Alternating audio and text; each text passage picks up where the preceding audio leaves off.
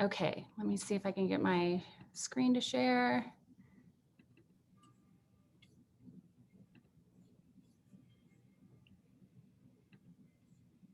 Okay, can you all see that?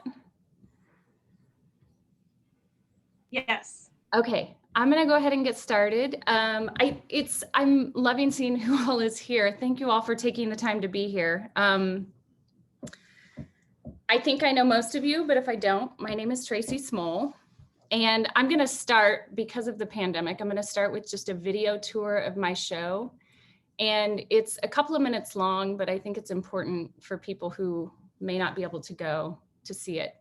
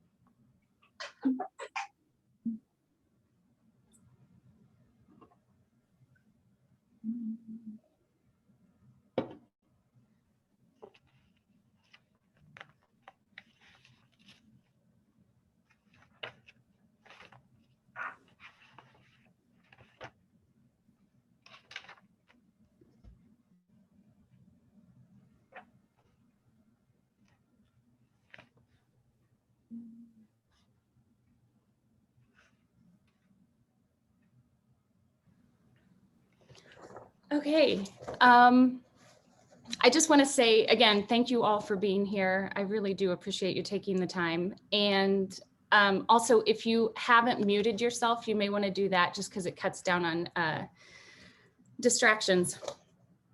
During this talk, I'll be discussing my concepts, my processes and materials, and my influences. My work considers the complicated relationship between people and nature. Even more specifically, it's about human interference and the mediation of nature. My research begins by collecting found natural objects on daily walks. And this isn't new for me. When I was at recess in elementary school, I would sit for an entire 30-minute period in the gravel searching for fossils. I don't know if you all remember the gravel that they would deliver to the playground. But there were all these fossils in it, and they were so small and they were difficult to find, but each one was a treasure. And every time I found one, I would inspect it, I'd compare it to all the others, and then I would add it to my collection. And that intense focus that I practiced each day was a way of closing off the cacophony of the playground. It helped me make sense of the world, and it taught me to notice small things. And since then, being the 80s girl that I was, I collected stickers, stamps, coins, letters. But in the last 6 years, I've been collecting items from nature. And although I collect wherever I'm traveling, currently my collection has disproportionately contained items from Happy Hollow Park. And that's because I walk that every day. And this is a park and a trail system around the corner from my house with a very rich and diverse and well-mediated ecosystem. And when I say well-mediated, I mean that it's not a human construction. It is a human construction of what we think nature should be. It's not an untouched part of the world with naturally occurring evolution. It's managed. So as while collecting, exploring, and also reading the work of Jean Baudrillard and William Cronin, that I encountered my own videation in nature. I realized that while I'm collecting, I too am interfering with nature. Mm-hmm. It's led me to nurture what's around me and long for what we've lost. The name of my show is Anamoya, and Anamoya is a nostalgia for something that we've never experienced. This could apply to extinct animals or undiscovered nature, but for me, it's especially for habitats and wildlife that natural disasters have absorbed. While contemplating these issues of human interference and mediation of nature, I started to scan my collection into a digital format. While contemplating these bigger issues in nature, I became overwhelmed. The issues that I cannot solve are like the noise on the playground. I need to block it out and focus on what is in front of me. The scans allow me to see finer details and the connection each item has to all of nature. The lines on a piece of moss look similar to coral in the ocean, trees in a forest, and the nanopillars of a cicada wing. I strip the background to remove context and distractions. The item becomes ephemeral in the black space, and I continue to research the specimen, its provenance, the environment it inhabits, and its ecosystem. I reorganize and categorize to find commonalities. Some of the scanned images have become larger works. I've combined and manipulated scans to make new connections. And then the scanned images become projections. And just like the park, the scans become mediated nature. I've stripped the item of even more context. The projected image is also like newly discovered home videos of forgotten experiences. It's something that has happened. It's a memory, it's the past. And I've chosen to project onto a screen of stark white vessels. The glaze is a process that I became familiar with early on, like 3 years ago. And I was able to manipulate it well by the end, by the time this show came around. The vases and flowers form to make a three-dimensional still life. And a still life painting is an ordered and controlled use of nature, in the same way that Happy Hollow Park is a construct of humans mediated nature. The still life is a combination of natural elements to create artificial beauty. The projection and still life work together. The viewer is compelled to look closer at the natural image projection, but simultaneously their bodies block the projection. It's the embodiment of human interference while inhabiting a visual ecosystem. I'm going to speak a little bit now about how how this work kind of came about. 3 years ago, I started making ceramic seeds. I experimented with scale, surface treatment, and form. Previous to this, most of my ceramic work was functional. So there are very strict guidelines to follow to make sure that functional pieces are food safe. This typically requires one bisque fire and a second glaze fire. So you have to use food safe glazes and the clay needs to be vitrified. But with all of those constraints now gone, I could experiment with glaze in the same way that sculptors and painters mix colors and textures into their paint. I could refire pieces several times to create various surfaces, and I could stress the clay or glaze to the point of cracking. I also experimented with ordering and documenting. I began including information on the backs of the seeds, and I kind of wanted them to be treated like a specimen. So I wanted the viewer to pick them up and turn them over. I also screen printed maps on the inside of the seed, and that was my way of introducing human interference into the work. Around this time, I was also seeing images and hearing stories of the wildfires coming out of California and Australia. And it was so horrific to watch the vulnerable ecosystems in such disarray. I started to rethink my work, what I wanted to say, and the materials that I was using. Right away, fire seemed like a material that I should explore. Just as I had been using the kiln firing in a different manner, I could now apply fire directly to a wood canvas. And I also used charcoal and pastel in these pieces. Scale also became very important. The devastation that I felt for our planet in the wake of these fires, it was devastating to me. And I felt like I wanted to scream. So my way of screaming was to make my work much bigger. So this piece is 4 foot by 8 foot. And this whole body of work has developed two concepts in my work that have remained constant. And the first is transparency and the lack of it. Early on, I achieved transparency by erasing. So I was collecting photographs of dead animals that I had taken or acquired from others. I would depict the animal, respond to it, and then erase much of what I had drawn. So it would make the animal seem as though it was fading into the background. This is a photograph of a dead lamb that a friend of mine sent to me. She owns a sheep farm, and this is one of the lambs that didn't make it that season. This is that finished piece. It's 2 foot by 4 foot. It ended up being just a sketch for a much larger piece. So this is the larger piece, and it's 4 foot by 8 foot. You can see how some of the florals almost are transparent and as if they're fading in and out. And the lamb inhabits a space that is in and out of focus. So the other development that has continued as a key concept in my work is the use of black. And black has become a subject in my work. It's the absence of light that represents a presence of the unknown. And this is how I feel about the transient nature of our planet.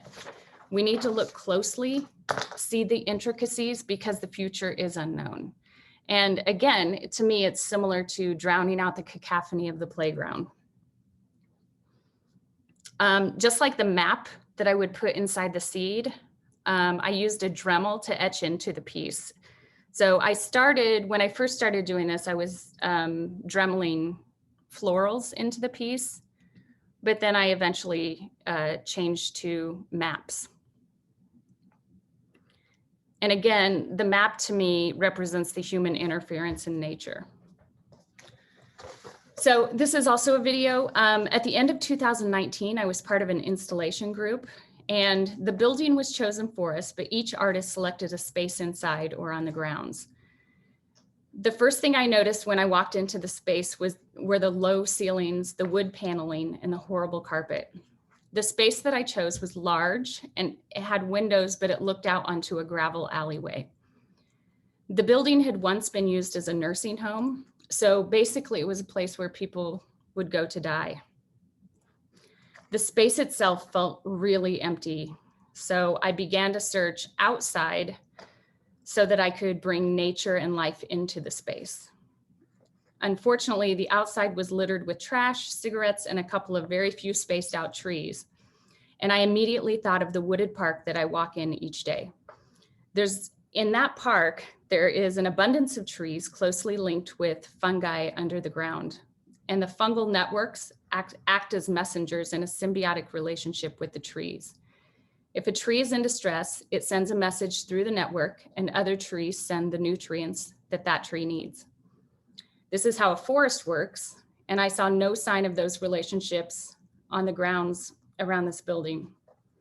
And just like the trees, each room was closed off on the inside from the next room. If you were a plant inside, your roots would be bound like a houseplant inside a pot. There was no connection. So I went back into the room and I used one of the only things that was left inside, and it was the vinyl blinds that were on the windows. I created an organic structure that seemed to me to be reaching for something outside of itself, just like a root-bound plant. Viewers were asked to use their cell phone light while in the space, and this created shadows and a sense of movement, as if the piece was alive. Again, this work reinforced my use of black, transparency, and human mediation and interference.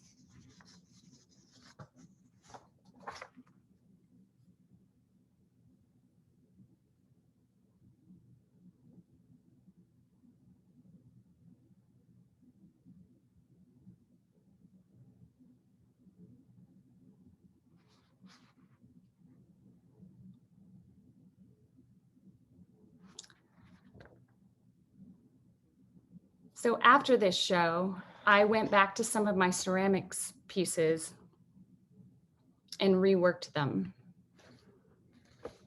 I started picking up litter on my walks with the intent of using it in my work. However, it was at the beginning of the pandemic and I felt really unsafe touching discarded things. So I had some friends collecting their own discarded plastic for me. I melted it, I cut it, and manipulated these plastic can holders to create shadows. So this was, for me, a smaller continuation of the vinyl blinds and installation. As for my influences, I was and continue to be influenced by the Dutch Vanitas paintings of the 1600s. The Vanitas paintings were born out of a rise in the Protestant religion. Protestants didn't accept the iconography of the Catholic Church, so artists at the time, just like today, had to find a way to sell their work. They created beautiful still lifes with a lot of symbolism. Each painting essentially had the same message: life is transient.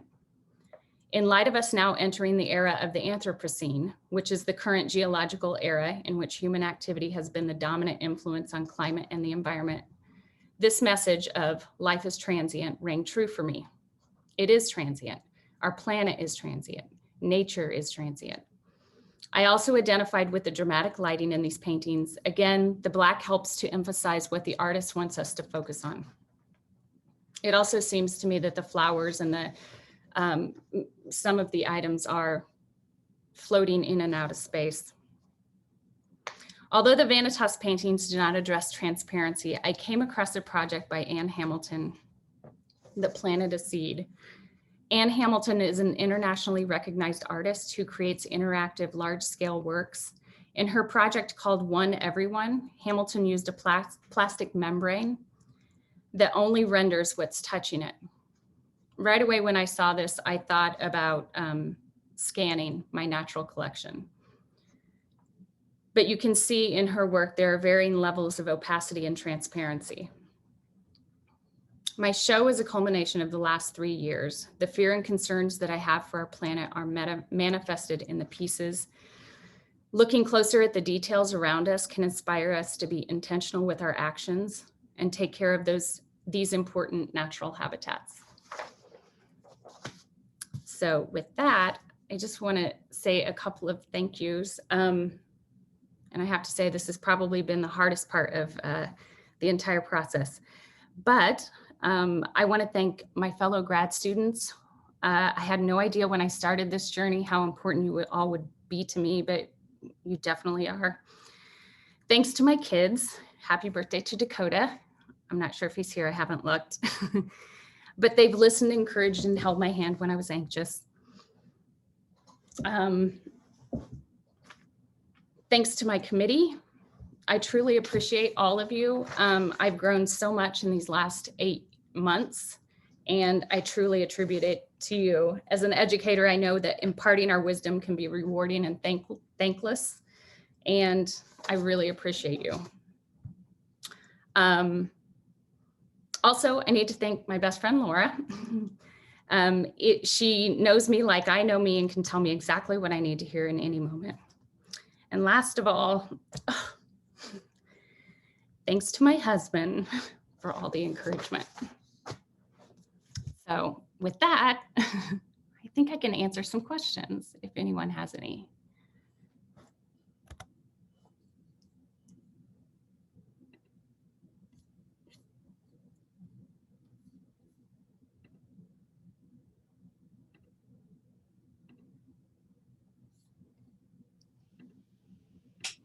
I can start with a question.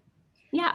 So thinking about your scans, a lot of the scans are of dead objects, but they appear almost like they're in a moment of suspension, perhaps, between life and death. And I'm wondering if you could talk a little bit more about that.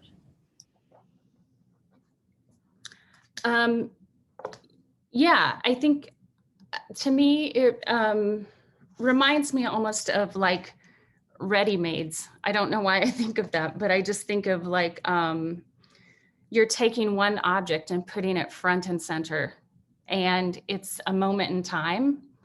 And I think it's, I don't know, I guess just a very simple way of having a viewer focus on something that I don't know, they otherwise might not notice. So yeah, I don't know if that answers your question fully.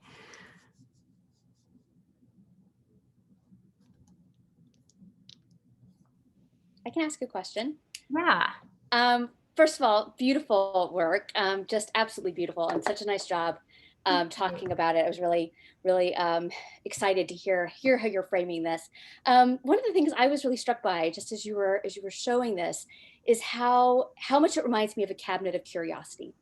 And I was thinking about the colonial implications of that, and of this process of taxonomizing the world, right? That's part of this longer, very colonial history, and a history of power. And I wonder if you could talk about that aspect of the work, because I know this is something that you have thought about. So I'd love to hear you think about that with the group. Yes, I've definitely, I've thought of that a lot. I think in my research, I figured out that Happy Hollow Park used to be, you know, native land, as much of this did. And it's very, I don't know, I feel very privileged to live where I do. And I do understand that my collection is, you know, it is one of privilege, because not everyone has a park like this. And I think that's the reason when I look to William Cronin specifically, and I think of a wilderness that is out there. The wilderness used to be the scary place that no one wanted to go. Now it's the place that everyone wants in their backyard, and not everyone gets that. And so I do understand that what I presented here is very much privileged pieces, I feel. But I also think that we have to look at these small things if we want to appreciate where our planet's headed. So I don't know, does that answer your question, Jennifer? Is there anyone else? I have a question about medium and material. I think first, congratulations, and I think your talk sort of made it feel like the transition from clay to fire to paint to digital imaging and scanning was natural. And it does appear that way. And I can see the connections between all those processes with your, the material at the center. But I'm wondering if you could speak to how that was personally, and if there was some resistance within or without to move across medium, or if it was just natural to you. Yeah, I think that it's funny that you say that, because I think early on I had a difficult time making the connection. Like, there was something inherent about what I was doing that I knew that these things belonged together, but it wasn't until I was well into the process where I realized that, you know, clay is of the earth. These pieces that I'm presenting are of the earth. And it's, I think the artist Marie Claire Becker says it best when she talks about, and of course I'll probably botch her quote, but she talks about nature really includes everything. It doesn't just include the park by my house. It also includes your laptop or, you know, your phone. It's everything. But when you're thinking of wilderness or outside, most of my work is of that world. And I consider clay very much that. So I think that's how I make the connection. That makes sense. And I just noticed too that Charmaine has a question in the chat that totally connects. She was wondering if you'll continue photographing your work, or you see that combining with your ceramic work even more in the future. It's kind of the same, similar question.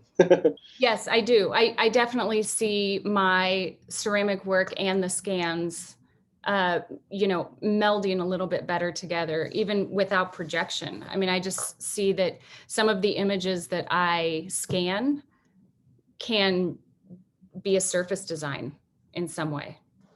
So, yeah. Are there any other questions?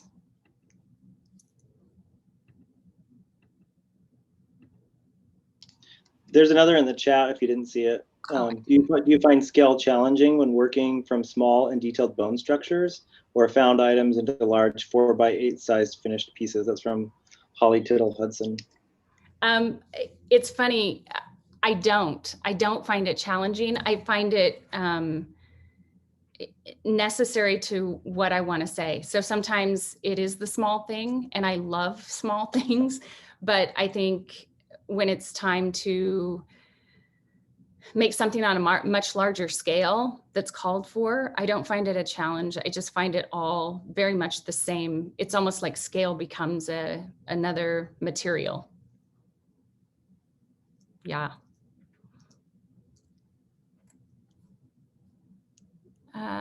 Okay, I see. Yeah, Coleman. Are there any mediums you've thought about using in the future that you haven't used yet, or are you thinking of staying here for a while and continue in the mediums that you've used in your show? It's funny. I feel like as an art educator that I have had to learn so many different mediums and so many different things that I have just now narrowed it down to a few. So I don't know if I'll explore more mediums. I mean, I always will if given the chance, but I'm very much enjoying honing what I've learned with what I'm doing now. So yeah. What's the act of layering mean to you? Like when we look at, you have your ceramic pieces, but there's images being thrown upon them. And then when we look at the larger digital scans, they move beyond the inherent, like direct nature of the object, and there's subtle layering taking place. And so the image, the longer you look at the image, you sort of discover these other images embedded or integrated with them. And what does that process mean to you? For me, the layering is definitely rooted in the connections we make. So when I think of, I think everyone's different. I think that some of the connections that I've made, like in the large yellow piece that has the litter that's just superimposed on top of it, that's a connection that I made and what I see. But I feel as though a lot of, for the viewer, it may be very different. Like if they were to notice these things, it may be very different for them.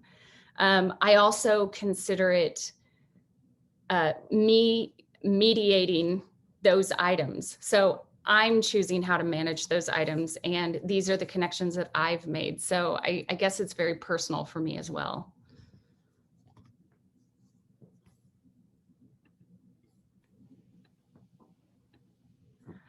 Okay, I think we're almost out of time.